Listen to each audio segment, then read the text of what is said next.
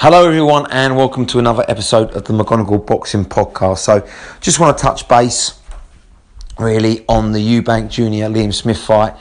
Wow, a shocking result. I don't think anyone saw that coming. I think if people were picking Smith, I gave him an outside chance. He was going to be on points, he was going to counter and just outscore Eubank all night long. We didn't see him stopping Eubank. I mean, Eubank up to this point had shown he's had 9 chin, iron will, and almost like his dad, impossible to stop. But wow, did that all change in Manchester. It's a strange performance though, isn't it? I mean, I want to break it down in many parts, but the big thing really was the fact that, you know, like he's training with Roy Jones Jr. and their styles do not mesh. I mean, it's completely chalk and cheese, isn't it? I mean, Jones was so sublime, skilled, quick reflexes, almost in his prime, impossible to hit with his speed and his head movement, punching from different angles. He was a God-given talent. It's a bit like trying to teach someone to play tennis like Roger Federer. No one's going to do it. No one's going to box like Roy Jones. Yet, Eubank goes to about 32 years old trying to learn how to fight like Roy Jones. It was suicide. And watching Eubank fight Liam Smith, it was horrendous. I mean, Jones has taken Eubank's strengths away. The great thing about Eubank, and I saw this, his best performance, without doubt. And yes, it was against a faded James DeGale, but James DeGale was still very live wire. He wasn't completely shot, and he was probably still on the level or slightly below Liam Smith. He was a live wire, and everyone before that fight fancied DeGale. Eubank smoked him, swarmed him, stopped it, very nearly stopped him 3 times, won a clear points decision. Because he swarmed him. He used all his physicality. He wasn't trying to outbox James DeGale because he would have been embarrassed. He got in his face, he pressured him, he made DeGale fight at his pace, he'd rough him up, and he'd throw barrage of punches, uppercuts, hooks. That's Eubank's style, and he'd almost grapple and wrestle you to the ropes and then beat you up. That's his style. That's Eubank's best style. He's not trying to box, he's not trying to do anything fancy. And the Vasquez trainer who had for the DeGale fight was perfect for that. He told you, and he just made a few tweak changes, so he wasn't completely running in straight lines, which he did against Groves. He just tweaked it a little bit, so Eubank was using the jab a little bit to set up the onslaught, to set up the charge. So he basically tweaked it. He went from A to B to C.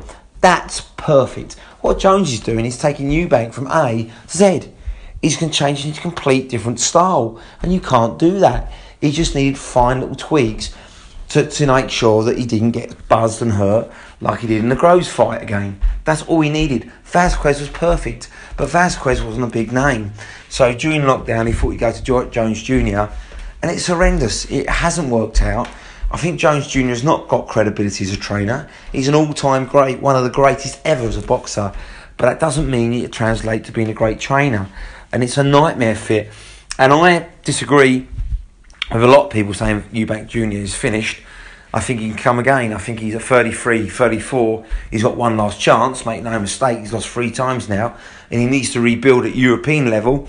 But he needs to get it right. He needs to leave Roy Jones immediately. He needs to swallow his ego and go, right, this big name alliance hasn't worked. It's not working out. I need someone who's going to train me to fight my style and he go back to where I was. And I think he needs to either get, like I say, immediate rematch, because he can beat Smith. Honestly, I don't think that's... A lot of people saying he's got no chance against Smith.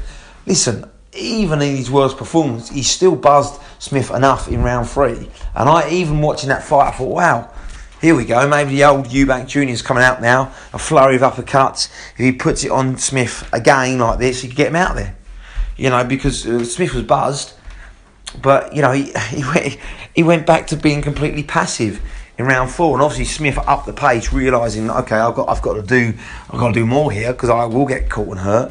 And credit to Smith, he backed him up in the corner. He realised very little was coming back. He realised he could fight at his own pace, so he wasn't going to waste his shots or gas out. And he timed the shots beautifully. And all this nonsense about elbow was nonsense. Smith caught Eubank clean with a flurry, and Eubank went. And I think, a massive thing is the fact that as we always say, that Eubank losing all that dramatic weight before fighting Conor Benn has caught up with him as well. That's a massive thing. That's gonna take away so much. He looked ill on the weighing day, didn't he? Even though the fight didn't happen against Conor Benn, he looked ill, and he's kept the weight off, really, isn't he? Up to January. I don't think he's really replenished his body enough. I don't think he's let his body regrow, and that's probably it. And Jones Jr. Look at Jones Jr. He'll be the first to credit that in the fact that he did that, going up in weight to beat Ruiz for the heavyweight title.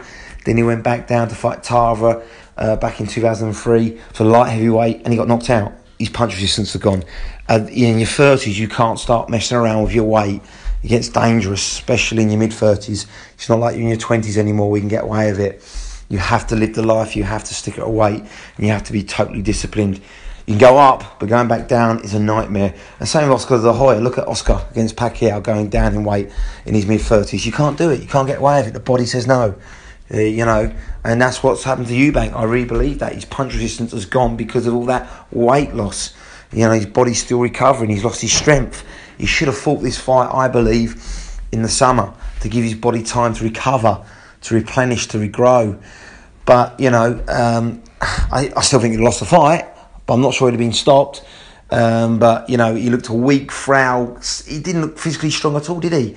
That's one thing about Eubank. He looks imposing normally and strong, and he bullies his opponent physically. Liam Smith, who's not the biggest guy, was bullying him physically. So that was a red flag. I think the tactics Jones gave Eubank was a red flag. You cannot fight on the outside trying to box when Eubank can't box. He hasn't got great defence, and he's trying to pick shots which were barely landing. He hasn't got a jab. There's nothing kind of jab. He wasn't hurting Smith. The only thing that got through, of course, in round 3 was the uppercut, the old Eubank, and he landed that, and that was perfect. But then he went back to his new style, Roy Jones. It's suicide. He has to get rid of Roy Jones. It's a nightmare fit stylistically. No one's ever going to box like you, Roy Jones, and certainly not Eubank Jr. at 34. He needs to go back to Vasquez, who teaches him his style. He needs to fight aggressive, and I believe he needs to get his old man back in the corner. His old man's got his back. He's a presence. He's strong. He doesn't take crap. He'll tell you how it is. He sees fighters. He sees his son. I know he's had some personal issues, Eubank Senior, but he needs to get him back in that corner. He's got his back. He'll tell it how it is, and I think he's a stronger fighter, and it gives that confidence, that aura, that belief. Eubank Jr. is a stronger fighter with his dad in his corner. He's not a stronger fighter with Roy Jones Jr. in his corner. He needs to leave Roy Jones immediately. He needs to rebuild at European level and then get that rematch. He needs to put that right. He can beat Smith, but only if he goes back to his old style and gets a new trainer, or his old trainer, Vasquez. I don't think it's over for Eubank, but he's got a long road back. Needs to make a lot of changes. He needs to swallow his pride, and he needs to get back to where he was in that DeGale fight.